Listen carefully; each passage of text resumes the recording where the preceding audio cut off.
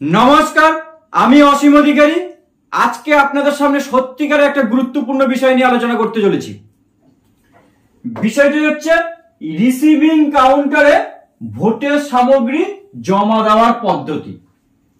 কিভাবে জমা দেবেন? সবার জন্য, সব জেলার জন্য, সব লোকসভার ভোট কর্মীদের জন্য একটাই কথা, সেটা হচ্ছে সব জেলাতেই স্পেশাল বুকলেট থাকছে। স্পেশাল বুকলেট থাকছেই। কারো ক্ষেত্রে 6টা আইটেমের উপরে, কারো 8টা আইটেমের উপরে, কারো 9টা, সর্বোচ্চ হুগলি জেলার জন্য 12টা আইটেমে। অর্থাৎ স্পেশাল বুকলেট থাকছেই সব জেলার জন্য, সব লোকসভা কেন্দ্রের জন্য। আইটেম বা ফর্মের রিপোর্ট সংখ্যা 6, 8, 9, 12, বিভিন্ন জেলার ক্ষেত্রে বিভিন্ন রকম। যে জেলা যেভাবে ভেবেছেন, বা যে আরো স্যার ম্যাডামরা যেভাবে ভেবেছেন, বা যে অবজারভার স্যার ম্যাডামরা যেভাবে ভেবেছেন, তার উপর দাঁড়িয়ে স্পেশাল বুকলেট হয়েছে। এটি আপনাকে হাতে হাতে জমা দিতে হচ্ছে। যেমন এটা হচ্ছে সামনে 13 তারিখ ভোট, বীরভূম জেলার জমা দেওয়ার পদ্ধতি। ওখানে 9টি পয়েন্টের উপরে স্পেশাল বুকলেট হয়েছে। একই রকম ভাবে যদি বলি হুগলি জেলার জন্য স্পেশাল বুকলেট 12টা আইটেমের উপরে। একইভাবে যদি বলি জলপাইগুড়ি, ধূপগুড়ি 6টা আইটেমের উপরে। ঠিক সেরকম ভাবে যদি বলি ঝাড়গ্রাম 9টা আইটেমের উপরে। বিভিন্ন জেলার এইভাবে যদি বলতে থাকি ভিডিও অনেক বড় হয়ে যাবে। তাই স্পেশাল বুকলেট নিয়ে বলার কিছু নেই। কেন বলার কিছু নেই? এখানে যতগুলো রিপোর্ট রিটার্ন আপনি করছেন তার মধ্যে PS05 অন্য কোনো খামে থাকছে না, শুধু স্পেশাল বুকলেটে থাকছে। VTRSO voter turn out report, এটা বিভিন্ন জেলার ক্ষেত্রে স্পেশাল বুকলেটে থাকছে, অন্য কোনো এনভলভে যাচ্ছে না। এছাড়া বাদ বাকি যত রিপোর্ট ফরম্যাট আছে আপনার 6টা খামের কোনো না কোনো খামে যাচ্ছে, প্লাস এখানে করতে হচ্ছে। স্পেশাল বুকলেট আপনি ছিটতে পারবেন না, এটা আপনাকে হাতে হাতেই জমা দিতে হবে। তাই স্পেশাল বুকলেট নিয়ে বলার কিছু নেই। এক কথা, এটি বিভিন্ন রিপোর্টের উপর দাঁড়িয়ে একটি স্টিচ বুকলেট। বিভিন্ন জেলার জন্য বিভিন্ন আইটেমের উপর বুকলেটটি করা হয়েছে। এটা নিজস্ব ভাবনা চিন্তায় স্যার ও ম্যাডামদের উদ্যোগে করা, যাতে সম্পূর্ণ ভোটের চিত্রটা একটি বুকলেটে সহজে রিপোর্ট আকারে পাওয়া যায়। এর বাইরে আর কিচ্ছু নয়। এবার বলি স্পেশাল বুকলেট যখন আপনি পাচ্ছেন ওটা হাতে হাতে জমা দিলেন, আর আপনি কি জমা দিচ্ছেন? তার মানে একটা স্পেশাল বুকলেট, একটা 6টা বড় খাম, বিগ এনভেলপ 6টা। আর কি দেবেন? ইভিএম সেট, একটি বা একাধিক ব্যবহার হলে। আর দেবেন ভোটিং কম্পার্টমেন্ট, ঠিক ভোটিং কম্পার্টমেন্ট। আর কি দেবেন? হাতে হাতে M21। এই আপনার হচ্ছে মোট সামগ্রী। ব্যাগটা পেয়েছেন, ব্যাগ। বিভিন্ন স্টেশনারি বা অন্য আইটেম আপনি প্লাস্টিক বাক্সে পেয়েছেন, সেগুলো ব্যাগে ভরে দিচ্ছেন। তাহলে রিপিট, স্পেশাল বুকলেট হাতে হাতে জমা, বড় এনভেলপ 6টা জমা, সিল আনসিল এই নিয়ে আমার ভিডিও আছে, ইভিএম একটি বা একাধিক ব্যবহার হলে সেটি একদম। তারপর হচ্ছে ভোটিং কম্পার্টমেন্ট, M21, আদার্স গুলো সব ব্যাগে। এই হচ্ছে আপনার জমা দেওয়ার সামগ্রী। এবার স্যার ম্যাডামরা বীরভূমের জন্য যেটা করার হয়েছে সেটাই সবাইকে বলি, আরো সুবিধা হয়ে যাবে, বাংলায় বলে দিচ্ছি। প্রথম প্যাকেট সাদা প্যাকেট, 3টে আইটেম। আমার সঙ্গে সঙ্গে আপনারা একবার ভাবুন। প্রথম প্যাকেট 3টে আইটেম, দ্বিতীয় প্যাকেট 4টে আইটেম, 3 নম্বর প্যাকেট 5টা আইটেম।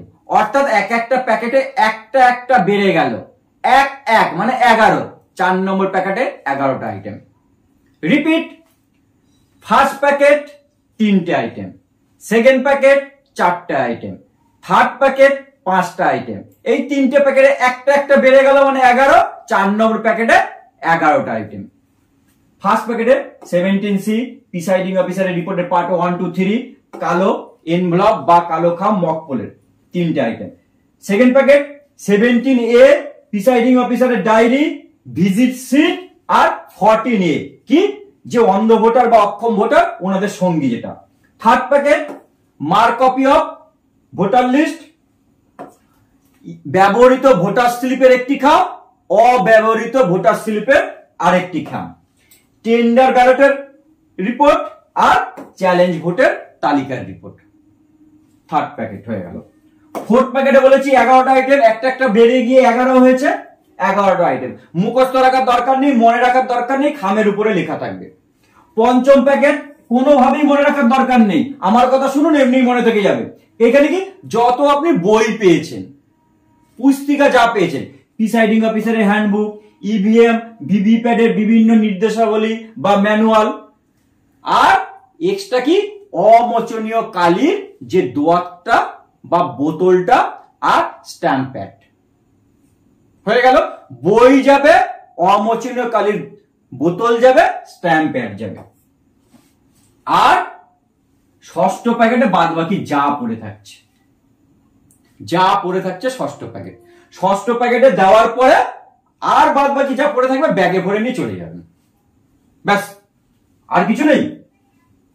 এবার দেখুন বীরভূম জেলার ক্ষেত্রে কি বলা হয়েছে, স্পেশাল বুকলেটে নিয়ে একটা জিনিস বিশেষ বলা হয়েছে, সেটা সবার জন্য শেয়ার করছি, তাই এই পাতাটাকে সামনে রেখেছি। যদি আপনারা বলেন বীরভূম জেলার স্পেশাল বুকলেট নিয়ে আলোচনা করতে, কমেন্ট করবেন, সময় পেলে অবশ্যই করে দেবো। এখানে একটা বিশেষ জিনিস বলা হয়েছে, 17C একটা হ্যান্ডেলে, সিউর হ্যান্ডেলে বেঁধে দিতে বলা হচ্ছে। ওর জন্য আমি ভিডিওতে মাঝে মাঝে বলেছি একটা লুজ করবেন। লুজটা কিসের জন্য বলতো, এই সিউর হ্যান্ডেলে বেঁধে দেওয়ার জন্য। দেখুন 17C 3টে বলা হচ্ছে, কি স্পেশাল বুকলেটে একটা, ইভিএম পেপার বুকলেট মানে সাদা প্যাকেট বড় প্যাকেট একটা, আর হ্যান্ডেলে বাঁধার জন্য একটা, প্লাস আপনি পোলিং এজেন্টদের যতগুলো দিয়ে গেছেন 3টে, আর পোলিং এজেন্টদের সংখ্যা, আর বাদ বাকি সবগুলোই 2টো বা একটা করে। 2টো কোনগুলো, যেগুলো স্পেশাল বুকলেটে আছে সেগুলো 2 কপি করতে হচ্ছে, নাহলে সবই 1 কপি করে। রিপিট আরেকটা জিনিস, সেটা হচ্ছে প্রিসাইডিং অফিসারের রিপোর্টের 1, 2, 3 আপনি প্যাকেটে ভরে দিচ্ছেন, একটা স্পেশালে থাকছে বুকলেটে, আর একটা ইভিএম পেপারসে থাকছে। আর প্রিসাইডিং অফিসারের রিপোর্টের পার্ট 4 আর 5 আপনাকে সেক্টর অফিসারকে দিয়ে দিচ্ছেন। সেক্টর অফিসার যখনই আসছে তখনই আপনি কি করেছেন, প্রিসাইডিং অফিসারের রিপোর্টের 2, 4, 5 সই করিয়ে রেখেছেন, স্পেশাল বুকলেটেও সই করিয়ে রেখেছেন, আর রিপোর্ট ফরম্যাটেও সই করিয়ে রেখেছেন। এর বাইরে কিছু নেই। বিভিন্ন জেলার স্পেশাল বুকলেট বিভিন্ন আইটেমের উপরে, তাই এই নিয়ে আলোচনা করার কোনো প্রয়োজন নেই, কোনো রকম প্রয়োজন নেই। শুধু ভিটিআর মানে voter turn out report. Voter turn out report হচ্ছে আপনি ভোট করতে গিয়ে যত রিপোর্ট করেছেন সংখ্যাগত, তার সংক্ষেপে একটা রূপ,